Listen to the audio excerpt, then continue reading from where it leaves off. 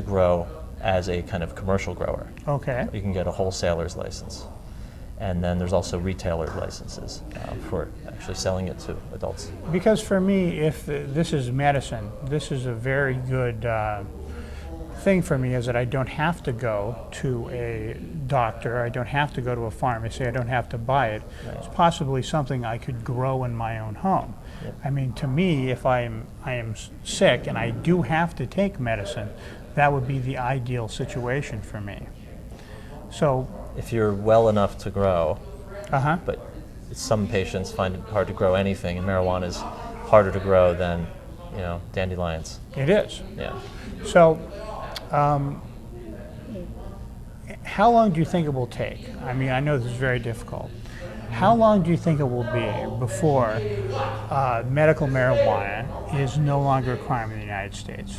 Do you have a goal? I mean, do you say 15 years, 20 years? Well, medical marijuana or medical marijuana. With medical marijuana, we're passing laws on the state level at the rate of 1 a year. Mm-hmm.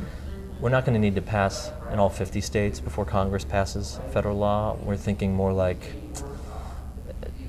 20 states to do it, depending on which states they are. Mm-hmm. So I would say at the latest, we're talking maybe 9 years, but it depends. We could actually win this vote on the House floor in June if certain things that we're working on actually pan out. We have a whole series of tactics that we're employing. But it looked that way at the end of the 70s when Jimmy Carter ran, and one of his platforms Yes. that he mentioned in his speeches was the legalization, not just medical marijuana, Right. but the outright legalization of marijuana. Then, for some reason, progress stopped and we went backwards. Right. I don't know why that was. It could have been because of media attention on some of the more dangerous drugs, and marijuana got lumped in with those things.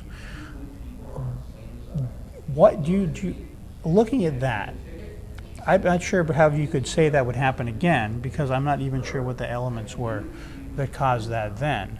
Could there be a stumbling block on the way? Are we going to, again, take 10 steps back and then move forward? That's a really good question. With what happened in the late 70s, it was a combination of factors.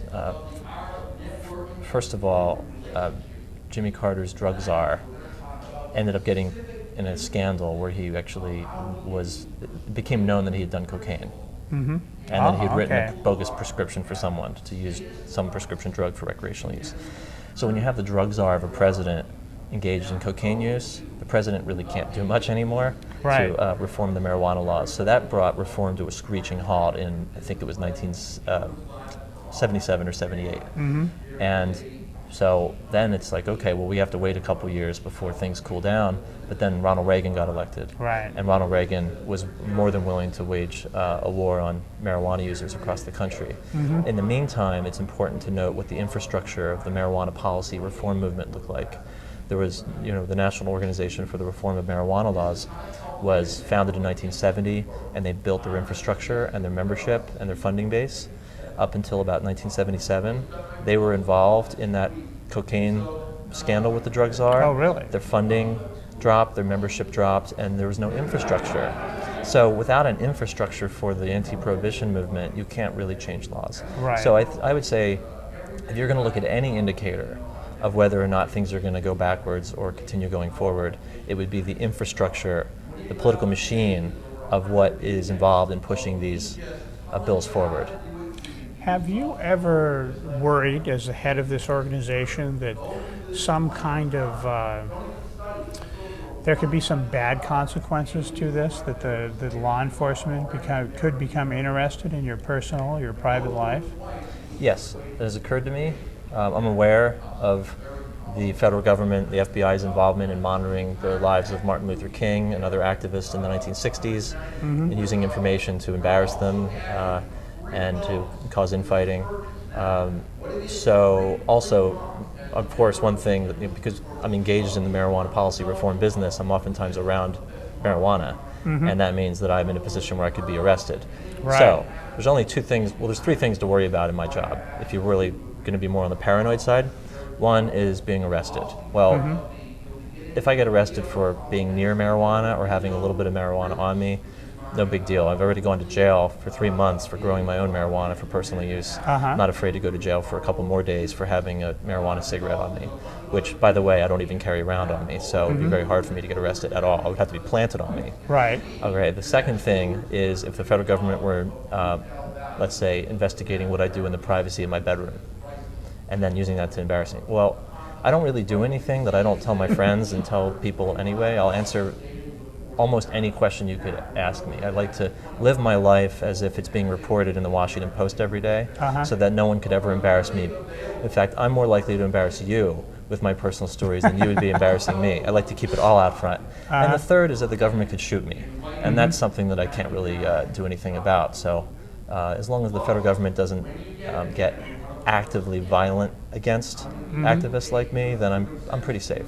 Now, other people, though, have gotten thrown in jail and things like that, medical marijuana activists. I know there was one that was here in California that was in solitary confinement for a long time. There have been some pretty serious things that have happened. Are you involved at all in defending some of those people or trying to get them out of jail or anything in regards to those particular people? A little bit. To be clear, we don't really get involved in the individual cases because there's 771,000 marijuana arrests in 2004 alone.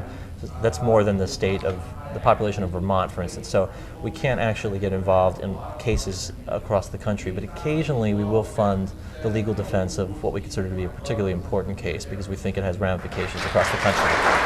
So, going into that's interesting, okay? How much a year estimate does the government spend trying to stop people from smoking marijuana? Do we know? The government, we recently commissioned a report by Jeffrey Myron, who's a professor up at Harvard, and his best estimate is that it's about $8.5 billion a year arresting and prosecuting marijuana users. And that's money that could all be used for better things. Why we have people that are homeless and sleeping on the street, we're arresting people for marijuana. That's sad. And if anyone out there would like, thank you very much for coming out. It's about the end of our time. Now your website is It's mpp.org. mpp.org. For any more information about the Libertarian Party, you can go to www.lp.org and you can register to vote, usually at your local post office. And libertarianism, if you'd like to find out more information generally about that, you can type the word libertarian into any search engine.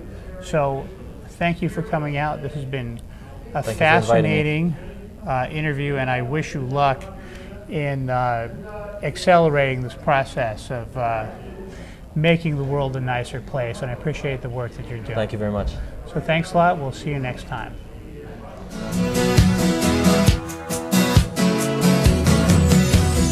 Don't give up, learn to live.